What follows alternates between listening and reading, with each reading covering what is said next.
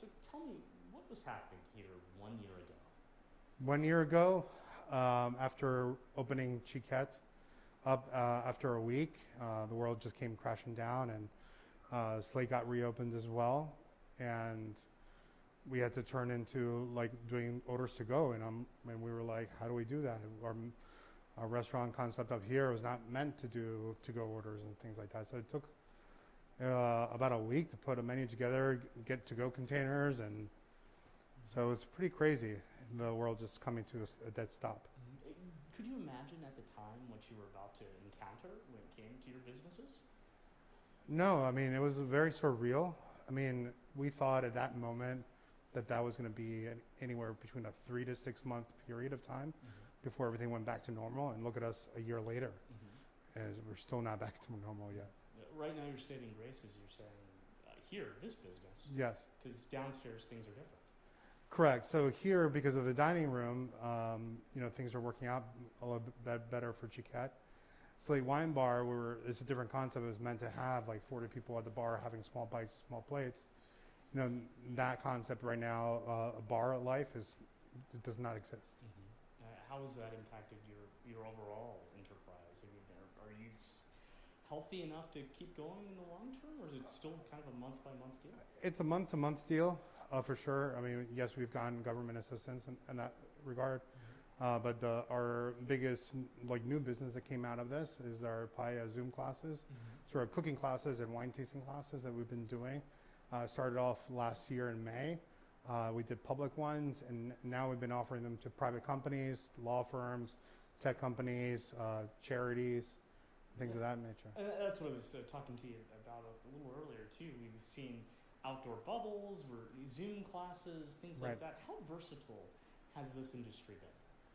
It's been very versatile, but the reality is that are we kicking the ball down the street? A little bit. The restaurants have been doing everything they can, but at the end of the day, it's just not the same thing. Some parts of the business are better than others, but also under different government regulations. Being here in the DMV area, where across the street, we're at 100% in Maryland, and then that changes Montgomery County, it changes PG County, changes what they're doing in Arlington, and we're still at 25% right now. So if the mayor announced the midnight at the moment, which is great. So we're just waiting to see, part of it is not just what the government is doing, it's also consumer confidence. And if the number one spread of COVID is social gatherings by themselves, not at restaurants. So by having restaurants close, are they really encouraging people to spread COVID through people's homes, and parties of 10 and 20, since nobody can knock on your door and say, stop doing this party of 20 without your mask on. They can't do that in a restaurant. You kind of hit it in the first part too, because I was in Montgomery County last week talking to a pizzeria there about the same thing. That regional competition when it comes to these orders, Correct. and they're 25% for now, right, as well. And you're saying you're having to compete regionally and in comparison to just neighborhood to neighborhood like you may have done in the past. I mean, it's interesting. It would be nice that if everything in the DMV area was under one voice, and one policy, but it's not. That's just the way the cookie crumbles, and I think everybody's doing a great job trying to do the best thing for the people, and nobody really doubts, somebody's doing this to hurt a restaurant or to hurt people's businesses. At the end of the day, we can only, act with the information that we have in hand and try to press forward. Right now, I think the biggest obstacle is getting us all vaccinated. And in the restaurant industry, I live in Montgomery County, and I've been vaccinated last week. So that's positive. But I have other employees that are just right now signing up, for the vaccination here in DC.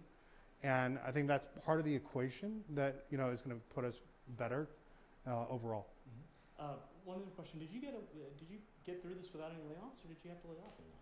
Oh, it's been a roller coaster ride for that. I mean, I opened both concepts of Xiquet being the new concept and Slate Wine Bar with 20 employees. The week last year at this time, we had to go down to 6, and then 4 a week later, because we just didn't see it viable in terms of the to-go orders.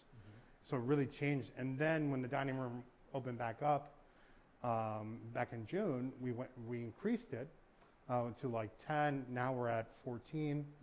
And then January was challenging. We had people, luckily, that were taking time off themselves, so we didn't have to lay anybody off during January's insurrection and inauguration. Yeah. But I mean, from your standpoint, I mean, obviously you have a lot of skin in the game here, but I mean, Yes. for your workers who are going through the same thing as well, I mean, how do you just feel for them? Well, at the end of the day, for them, you know, the way I feel for them is the fact that we all love, everybody that's in the restaurant business, for the most part, myself and my staff, want to be here.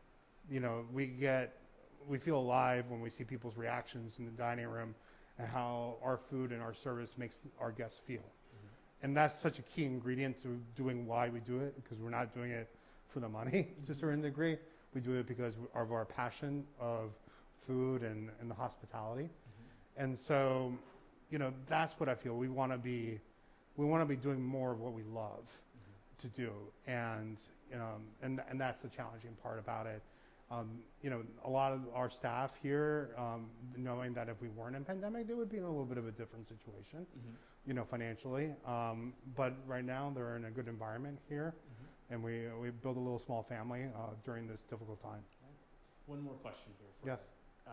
If you had a crystal ball where you could look 1 year into the future to Yes. this time, 2022, what does the future hold for your businesses?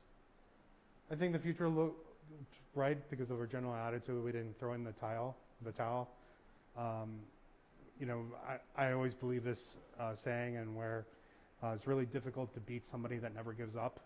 And, you know, me being here through all these challenging times of opening and closing down and having to pivot our business into different elements, you know, I have to believe that. I have to believe that 2022 is going to be a better year because of all the hard work that we've been through. All right. Anything else you want to say? No, thank you so much. No, thank you. So